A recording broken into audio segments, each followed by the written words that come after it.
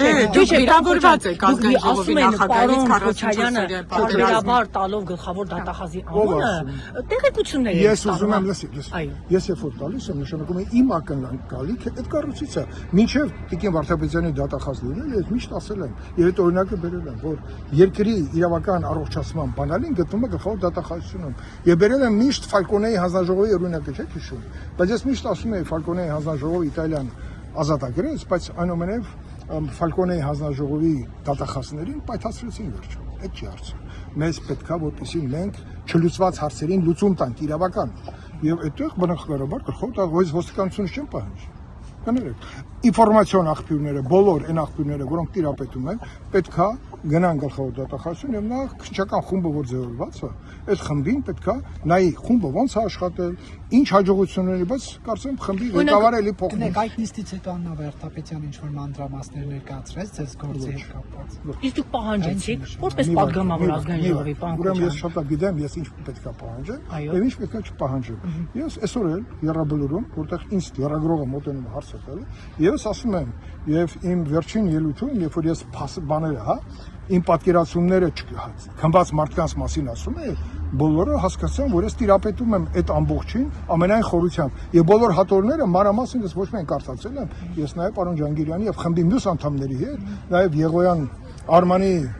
երջանկաշատակ Հայրիկի հետ, նաև Սամվել Հովանեսյանների երկուսի բոլորի հետ ես շատ լավ հարաբերություն ունեմ, որտեղ իրանք որակյալ թիմ էին ձևավորել, բացահայտում։ Գագիկ Ջանգիրյանը ձեր ընկերն է, իշխանությունը փոխվել է, եթե ժամանակ Սերժ Սարգսյանն էր խանգարում Ռոբերտ Քոչարյանը, հիմա ըստեյության խանգարող չպետք է լինի, ի՞նչն է խանգարում մեր երկրի իրավական մարմնի գլխավոր դատախազին բացահայտել։ Մենակ դատախազի Դու ուզում ես այգու մաթոռը գնալ, նստում եք հարցազրույցներ կանալ։ Երբ որ այգու մաթոռը գնես ինչ կկանչես, ես ես կկանչեմ այս հարցը։ Այդ չի հարց։ Մի ուրախացած։ Լավ, ասեք, պարոն Քոչարյան, ինչն է խանգարում։ Առայժմ մեր բախտաբերել է, որ առանցքային վկաները ողջ են։ Բայց շատ առանցքային վկաներ տարօրինակ ձևով մահացան։ Շատ տարօրինակ։ Փախցրեցին։ Ով կարար փախցնել, միայն իշխանություն ունեցող մարդը։ Կներես, իսկ ով կարողացավ Ուզունյանի փախցնել, դու ասում ես մեր իշխանության ժամանակը, այ Ուզունյանը փախցրեցին, որը պետք է բացահայտվի։ Ուզունյանը բացահայտվի։ Որտեղ Ուզունյանը այդքան շատ ինֆորմացիա չուներ, Ուզունյանը պարզապես կատարեց հանձնարարություն, դատավորությունը, արագացնի կարող էր վկաներին չկանչի, եւ այդպես լողոզված ավարտեն։ Հոկտեմբերի 27-ը բոլորը հանգիստ գնան վայելեն իրենց իշխանությունը։ 7 տարի է Ուզունյանը չկա, պարոն Քոչարյան։ Մենք ամեն անգամ այդ հարցը բացում ենք։ Ինչ ես նեղվում, որ ես հիմնական հասցեատիրոշն եմ մղում իմ հարցը։ Դա գլխավոր դատախազություն։ Չլիներ Աննա Վարդապետյանը, լիներ, ասենք, թե չգիտեմ, ով։ Պողոս Պողոսյանը։ Պողոս Պետրոսյանը։ Մի քաղաքական հարաբաներ ասած են։ Ցանկացած այդ պաշտոնյայի ինքն է տերը այս գործը ըստ էության հսկողությունը իր վրա է։ Իսկ դուք գլխավոր դատախազին եք նաև պարոն Քոչարյան ձեր դրդության մեղադրում մեր երկրում վերջի շրջանում խայտարակ հանցագործություն կապված հոգեկան հիվանդները գնում են հոգե հանգստի ժամանակ մարդ են սպանում, մեկ անձը մեկ օրվա մեջ 4 անձի է սպանում, էլի գլխավոր դատախազություն։ Չէ, ամբողջ ուժային համակարգի աշխատանքի հսկողությունը գտնվում է գլխավոր դատախազի ձեռքում։ Ինչ է կարծում, լսումների ժամանակ ես ինչ էի խնդրել, որ Տիկին Վարդապետյանը նստի իմ կողքը։ Բոլոր ուժերները ներքո են գնում անվտանգության խորհրդի մշտական անդամները։ Դա չէ ինչ որ լարվածություն առաջացավ,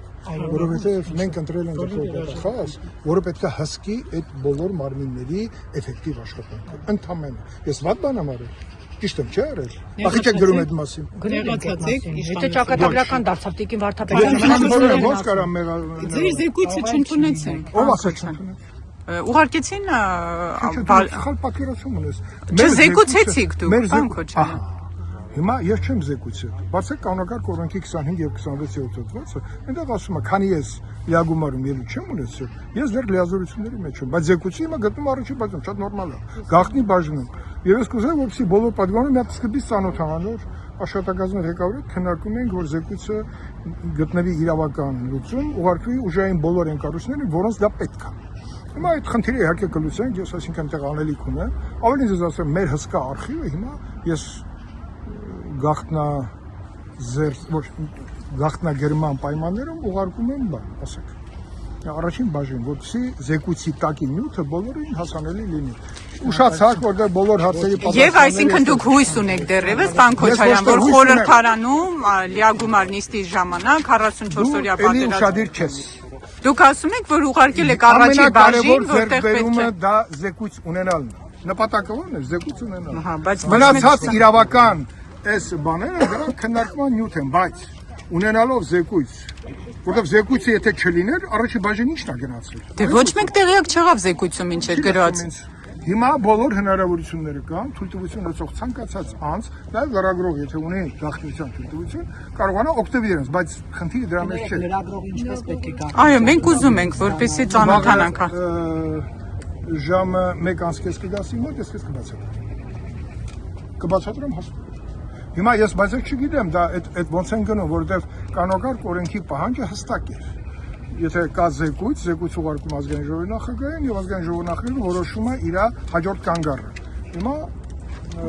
ազգային ժողովի նախագահը այդ որոշումը կայացրել է եւ ուղարկել է գաղտնի մաս։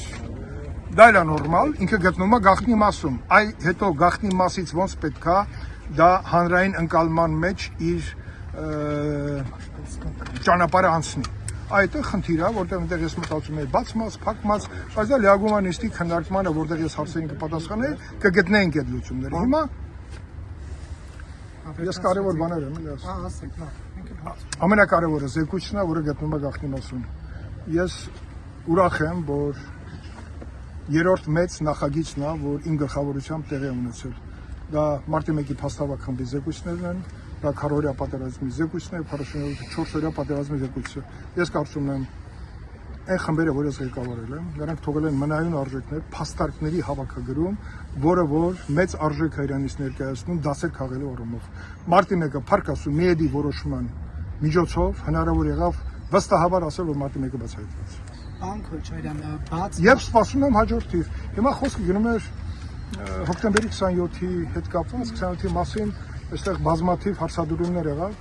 ձեր գործընկերները իմ կողմից շատ հարգված, մի քիչ այլ անկյունից էին մոտենում, ես կարողացա բացատրեմ, որ իմ դժգոհությունը ոչ թե որևէ մի անձից է, իմ դժգոհությունը այն կառույցից է, որը պետք է վերահսկեր այս բացահայտման ամբողջ գործընթացը, որովհետև ես շատ լավ գիտեմ, որ մեր ձեռքում կա պարոն Ջանգիրյանի կողմից իրականացված քննչական խմբի բավականին լուրջ նյութեր, որը հիմքը հանդիսանալու հոկտեմբերի 28-ի բացահայտման եւ իմ դժգոհությունս դրա մեջ է։ Եվ եթե մենք դա չենք նայում, ես գիտեմ, որ ներկայիս գործող խումբը շատ լավ ծանոթացել է, ծանոթանում է եւ գիտի բարդությունները եւ ինչքան հասկանում եմ, չի կարա գոնե այսպես փորձագիտական շփումներ ունենա պարոն Ջանգիրյանի եւ քննչական խմբի մյուս անդամների հետ։ Ասեմ ձեզ, ես էլ շատ լավ ընկերներ եմ ունեցել, նաեւ կորցրել ենք այդտեղ քննչական խմբում Ունակ Արման Եղվանի հայրը, որ այդ խմբի շատ լավ քննիչ է եղել, մահացել է, բայց նաեւ հիշողություններ կան, որը արձանագրված է։